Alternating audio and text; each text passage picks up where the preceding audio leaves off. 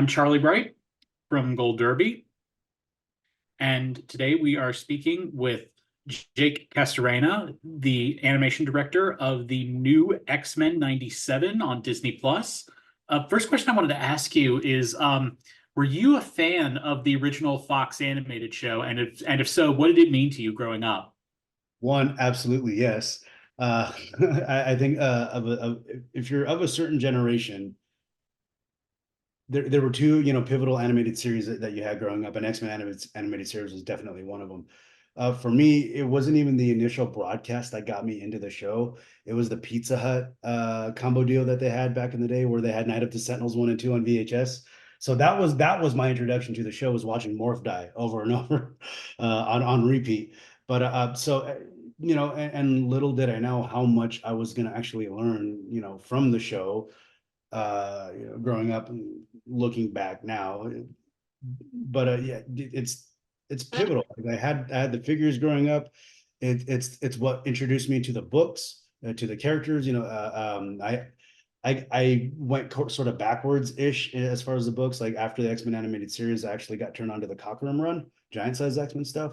I was around, like, the Jim Lee stuff was like fresh, but I didn't I dove earlier and went through there, and then I jumped to X Factor for some weird reason, and then I was able to get into the Jim Lee run. Um, I was at the mercy of whatever comics my local library had growing up. But yeah, just X-Men as an IP, X-Men the animated series as a show, it means so. I still like struggle with believing, like, man, I'm getting paid to do this. That's that's awesome.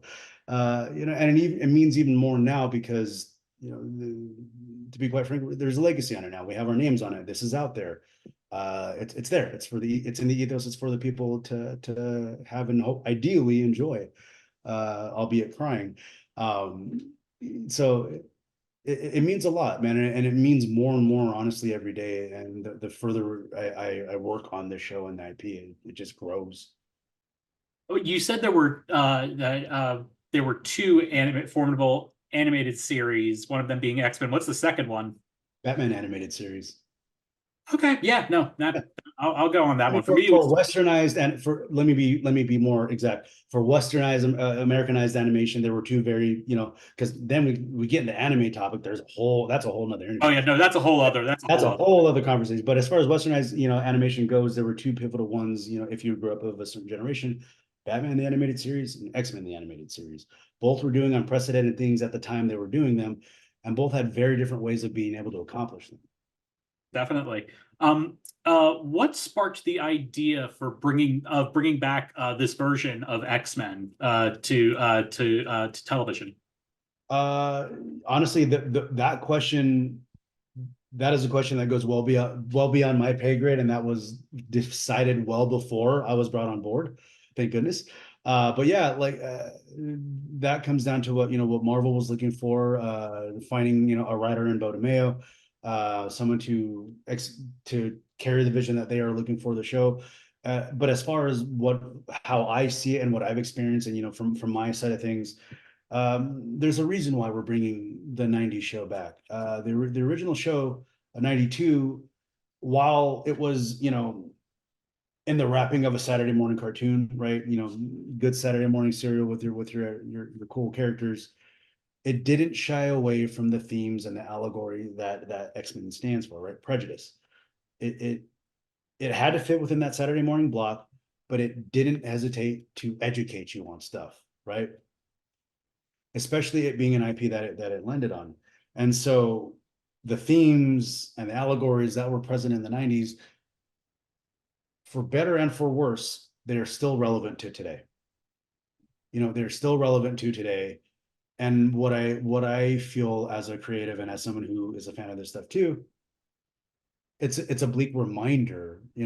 Oh, this isn't modern. This isn't what we're dealing with. This is set later or much earlier, and they're still dealing with the same stuff. Recognize, let's learn, let's grow. There's a lot of that subtextual element that comes with bringing this era of show, this specificity of characters, back into the limelight. And I'm happy to be a part of it, man. I couldn't be more grateful. How did the decision come to make this show in the same animation style as the '90s show, rather than reimagining it as something a little different? Well, and so that's just it. Like when the decision is to be a revival, not necessarily a reboot, or rather also a spiritual successor, uh, you're just already given certain sandbox parameters you have to stay in. Because if you go out of those realms of any kind, you're no longer the thing you're saying you're trying to make, right? And so with the OG show, it's Jim Lee's designs are iconic. The stark blacks are iconic. The color palettes, the texture of brushes, the kind of paper they used, the processing of stuff, the sound design of things, it all adds to, oh, that's when you think it all, you don't realize it, as an audience, you're not going there counting every single thing that makes it X-Men 90, X-Men 92. But when you get them all together, it makes the DNA of the show that is X-Men. So we kind of have to follow suit. That being said, one of the things that that got me the job, that was very in tandem with where Marvel was going, was it's got to be fresh but familiar. If we did the show verbatim, 1-to-1, it could be argued, why bring it back then? If we're just going to do more of the same, why bring it back? When you want to do these things, you want to find a way to validate bringing them back.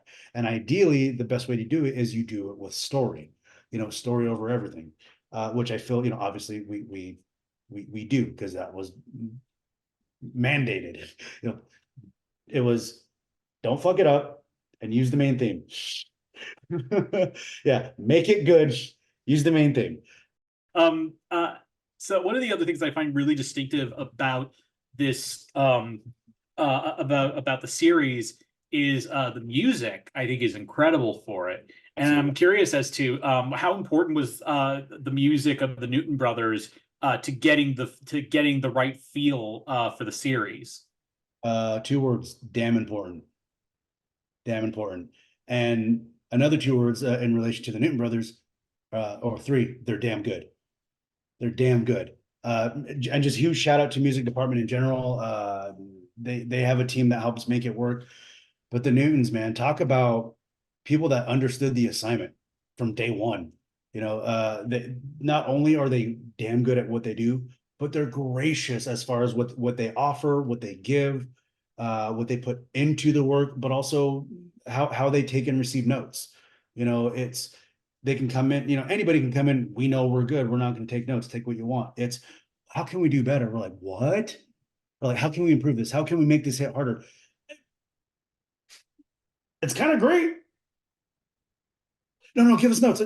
Okay, well, we can do that. Oh, we knew it. Okay, it's a very, they're just really wonderful, wonderful dudes. They are passionately invested into the show, and just at every step of the way, they just, man, like how many times can you, like literally, how many times can you recompose the main title theme and it still feels unique and slaps every damn time?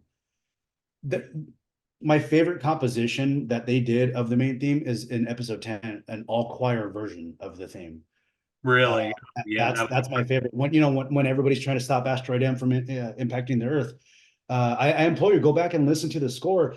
It's chanting choir with percussion, and it's the theme, but it's not how it's traditionally played. And you're like, oh shit! And they do that throughout the entire series, and that's just one element of, oh, I didn't realize that they bring to the table, on this show, and I am so looking forward to us jamming together on season 2.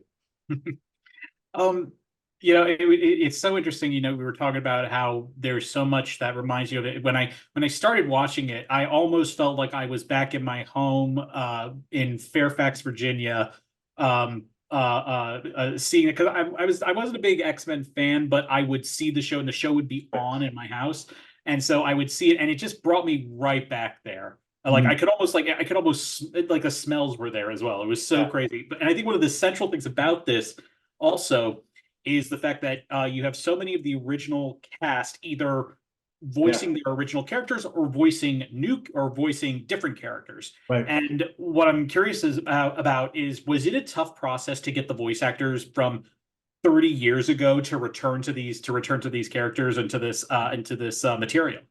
Funny answer. It wasn't.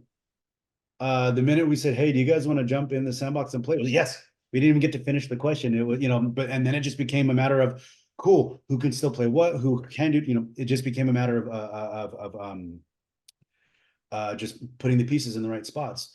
And that's what I love and I respect about what we were doing about the show, about mandates from leadership and Marvel at the top. It was we're standing on their shoulders, man. We got to pay respect. We got bring every for those are who are alive and still with us and can still do the voice, right? Look, it's been 30 years. Time is fickle. It hits all of us. Vocal vocal quality just changes over time, right? Our voices change over time. To no one's fault, just other than to time, who asked them to show up. But so for those who are with us and can still have the vocal quality or vocal integrity, we brought back to obviously play back into the sandbox. But what I appreciate is for those who are still with us and don't necessarily have that same vocal integrity, we brought them back to play pivotal roles or central roles, whether it's a continuation or an episode centric one, just getting to bring as much of the original and legacy cast as we could to play with us in the sandbox again. That was a mandate from day one. It's like we can't do the show. We can't have Cal Dodd Wolverine if we don't have Cal Dodd playing Wolverine, right? We can't have OG Storm, Allison Seeley Smith if we don't cast Allison Seeley Smith, right? It ain't Rogue Sugar if it's not Lenore saying those lines. It's and that's my favorite thing, man. It was always kind of a no-brainer from go, to include them. And the best part is too with our new cast, right? Big shoes to fill on some of our characters. But to be in those voice records and hear our legacy cast and see our legacy cast not only welcome and encourage our new coming in cast, but to give the blessing like 10 times over. It has been nothing short of just pretty cool, man. It was awesome to watch. Like, we did it, great. Did they when they recorded their stuff, was everybody recording separately, or were a good number of them together So recording with? yeah, so the funny thing is, half of our cast, our main legacy cast, is in Canada. Just like the OG show. They all recorded remotely, and we still kind of do the same for the most part. Luckily through Zoom and modern travel, things get a little easier as far as when cast or crew can meet and visit and link up. But we try to ensemble record when we can, meaning you have multiple characters recording together. But honestly, at the end of the day, we record a lot of them separate because again, it's X-Men. It's an ensemble show. It's not just one character, right? You want to see all of the X-Men. There's a lot of people to cover, a lot of characters to cover. It's a lot of schedules to cover, a lot of individual schedules. I mean, prime example, Ross Marquand, our amazing Xavier Tidbit. He's Apocalypse and 10, by the way. He is that good. That dude's never home. He's always everywhere. So we're always trying to figure out, okay, where are you going to be at, Ross? Is there a recording booth there? To get, so like, and Ross is a busy guy. He's got plenty of his stuff to plug. He's doing cons just like the rest of our cast, right? They all have lives and things they are doing elsewhere. So schedule wrangling is hard, but I want to give absolute shout out to Meredith Lane, our voice casting director. She absolutely slays in directing our voice cast. And at least for me, I didn't know that there could be elevations to these characters, and Meredith brought those performances out. We couldn't necessarily do the 90s performances verbatim because as we got into it, we realized, for the lines we are having to deliver, for the way the show is going, it will be hard to have that sort of 90s nostalgia cheese with the direction that the show is going. So it became, how do we honor the presence of the 90s performances and the iconic vocal ranges and the things that are ingrained into us, but skew it and bring it into sort of modern and familiarized acting of today, so it doesn't pull us out, if that makes sense.